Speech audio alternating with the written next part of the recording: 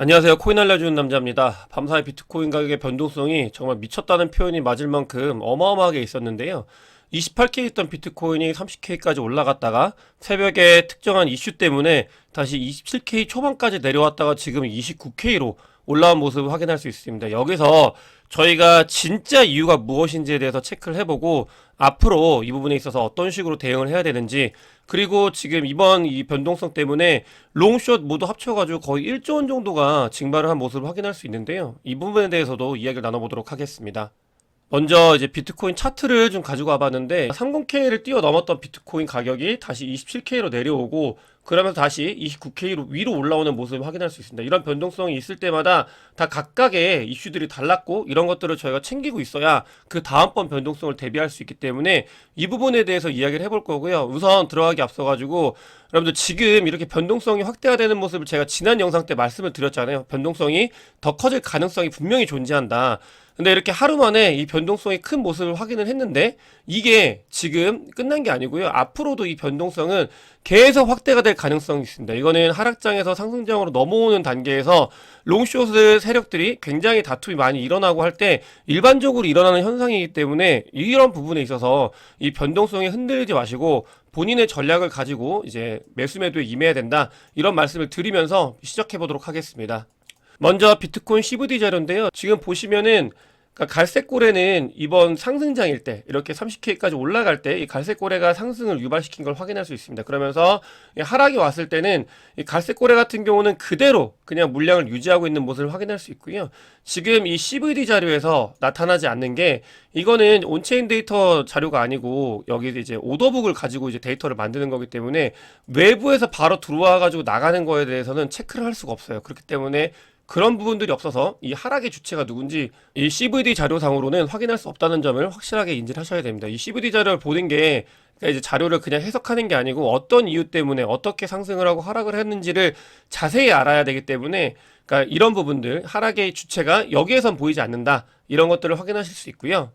어제 비트코인이 30K까지 상승을 할 때는 뭐 아시겠지만 퍼스트 리퍼블릭 뱅크가 가장 큰 역할을 했습니다. 퍼스트 리퍼블릭 뱅크는 어제도 거의 20% 하락을 하면서 추가 하락을 했고, 그러면서 변동성이 너무 커져가지고 거래가 정지가 됐어요. 이런 모습은 뱅킹에 이제 문제가 된다는 모습을 확인하고, 그 다음에 이제 그런 것들이 비트코인의 내러티브로 넘어오면서 비트코인 가격이 30K까지 다시 바로 한 번에 회복하는 모습을 볼 수 있었는데, 이런 부분들을 이용해 먹은 세력들이 있다. 이런 것들에 대해서 여러분들과 이야기를 나눠볼 거고요.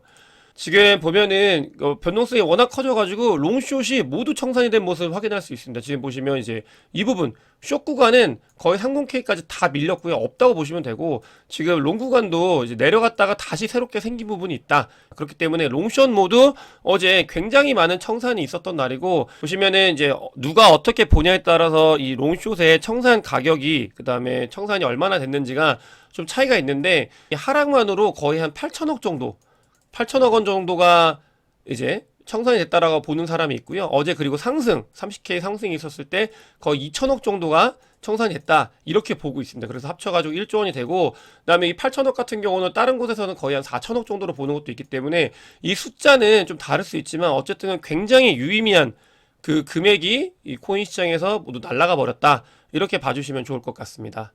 보시면 이제 온체인 데이터 상으로는 거의 4천억 정도가 1시간 만에, 불과 1시간 만에 날아갔다라는 게 핵심이고요. 아까 보여드렸던 거는 1시간이 아니고 좀 시간을 오래 두고 봤을 때 거의 8천억 정도라고 보시면 좋을 것 같고요.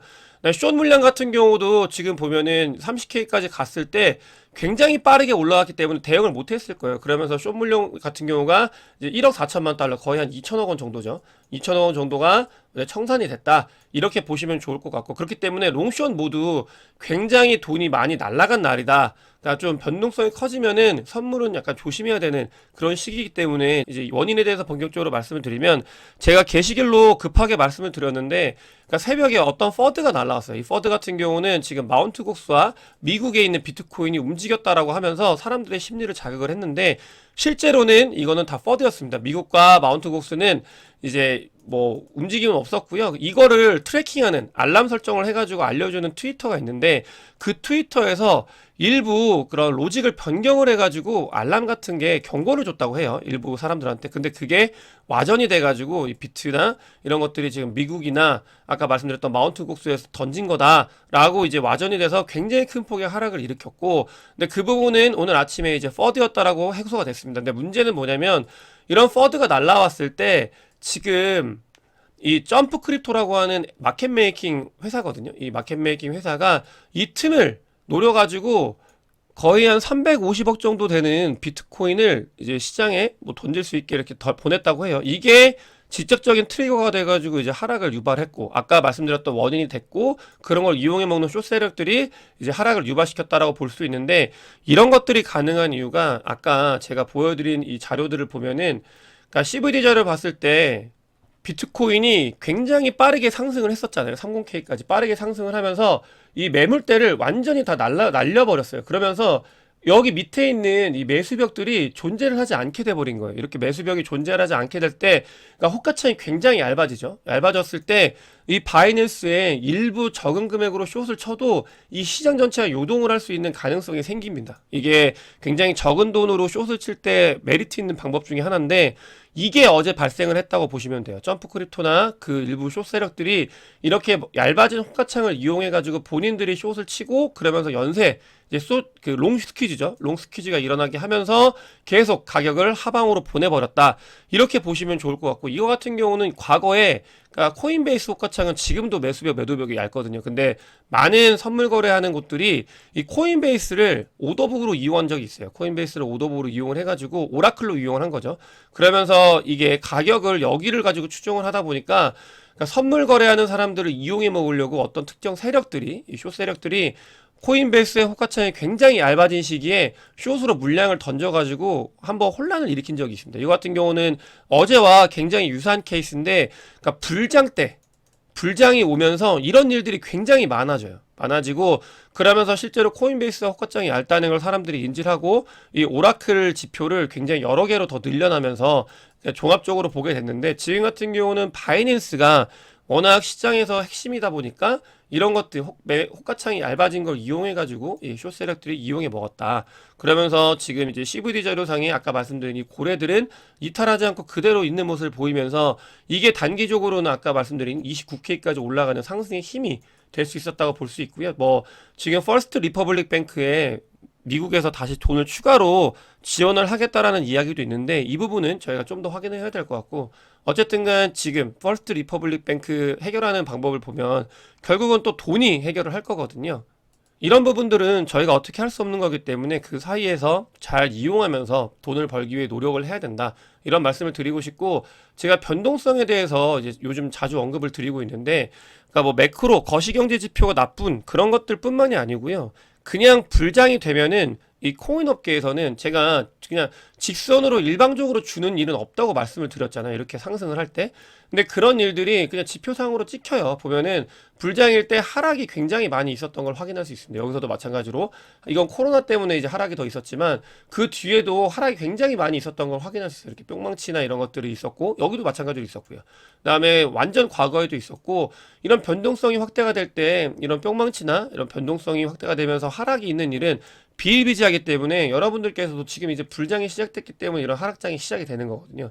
그렇기 때문에 이런 부분들, 이제 완연한 상승이 시작되면서 가격이 오르니까 내릴 수 있는 그런 지점들이 계속 있다. 이런 것들을 반드시 인지하시면서 이 지점에 제가 멤버십 분들한테 늘 말씀을 드리잖아요. 뭐 영상을 보시는 분들도 잘 본인이 전략적으로 활용을 하는 그런 단계로 이용을 하는 게 좋다라는 말씀을 다시 한번 드리면서 이제 미국 이야기를 좀 할 텐데요. 아까 퍼스트 리퍼블릭 뱅크 같은 경우도 미국에서 지금 달러를 통해 가지고 또 돈을 푼다라고 얘기를 하고 있는데, 그것보다도 지금 이제 부채 상향 한도가 더 임박을 하고 있어서 이런 부분들, 그러니까 뱅킹 이슈나 부채 상행 한도가 이슈가 돼가지고 미국 CDS가 역대급으로 지금 올라가고 있습니다. CDS 같은 경우는 미국의 부도에 배팅을 하는 거고 미국 자체에 숏을 치는 거거든요. 근데 어쨌든 간 이 CDS가 굉장히 리스크 있다라고 이제 해서 올라가고 있는 그런 지표들을 보이고 있고, 제가 2011년도 지난 영상에서 말씀을 드렸는데 실제로 부채 상행 한도가 기한을 넘겨가지고 협의가 된 적이 있어요. 그래서 지금은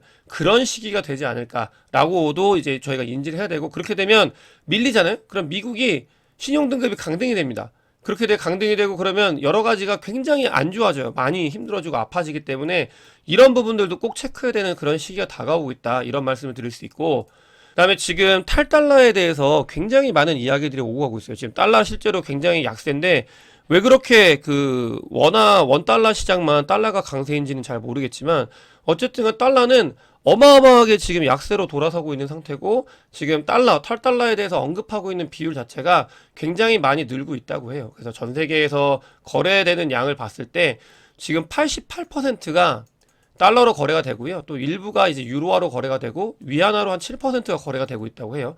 근데 이 부분 같은 경우는 중복으로 되기 때문에 뭐 100을 100% 넘을 수 있다고 하지만 어쨌든 그 위안화 거래 비율이 조금씩 늘고 있는 건 사실입니다. 근데 늘 이렇게 탈달러 얘기가 나왔을 때는 그 뒤에 이제 쏙 들어가기 때문에 이 부분은 저희가 이제 탈달러가 되냐 안 되냐, 그 다음에 이런 것들이 비트코인에 어떤 영향을 미치냐, 이런 것들은 좀 더 현상이 일어났을 때 저희가 살펴야 되는 부분인 것 같고, 어쨌든가 오늘은 비트코인이 이런 무지막지한 변동성을 가지고 있고 그렇기 때문에 단기적으로 매매하는 게 굉장히 어려워지는 시기에 도달을 하고 있다. 이건 지난 영상에서 제가 말씀을 드렸는데, 그렇기 때문에 전략을 굉장히 잘 세우셔야 돼요. 저희가 2025년도까지 이제 장을 보면서 계속 나아가기 때문에 이런 전략에 있어서 본인들이 잘 판단하셔야 된다. 이런 말씀을 드리고 싶고, 지금 아크인베스트 같은 경우는 비트코인 현물 ETF를 또 신청을 했다고 해요. 지금 유럽에서는 갤럭시 디지털에서 지금 다른 곳과 합쳐가지고 ETP를 런칭을 할 거다라는 이야기도 나오고 있고, 어쨌든 간 지금 크립토로 돈이 들어올 준비를 여기저기서 하고 있다. 그런 말씀을 드렸고, 지난 영상에서 제가 뭐 제 뇌피셜이지만 굉장히 제 스스로 인사이트를 이제 가지고 공유를 드렸던 미국에서 이제 국채 이런 부분들에 대해서 말씀을 드렸어요. 어쨌든 지금 크립토 시장에는 돈을 넣고 싶어 하는 사람들만 넘쳐나고 있기 때문에 이런 부분들을 저희가 잘 보면서 어떤 전략을 세워야 될지 한번 고민하는 그런 시간이 되면 좋을 것 같습니다. 이런 변동성이 워낙 커지고 있기 때문에, 그래서 이런 변동성이 있을 때마다 여러분들께서도 제가 멤버십 분들한테 생길 때마다 계속 글로 이 부분을 안내를 드리는데, 최근에는 변동성이 너무 많아져가지고 제가 거의 매일매일 글을 쓰고 있는 것 같아요. 어쨌든간 이런 부분들은 저희가 좀 챙겨야 되기 때문에 잘 챙기면서 모두 다 이제 코인으로 부자가 되는 그날까지 성투하셨으면 좋겠습니다. 오늘 영상은 여기까지고요. 영상이 도움이 되셨으면 구독과 좋아요, 많은 공유 부탁드리겠습니다. 영상 봐주셔서 대단히 감사합니다.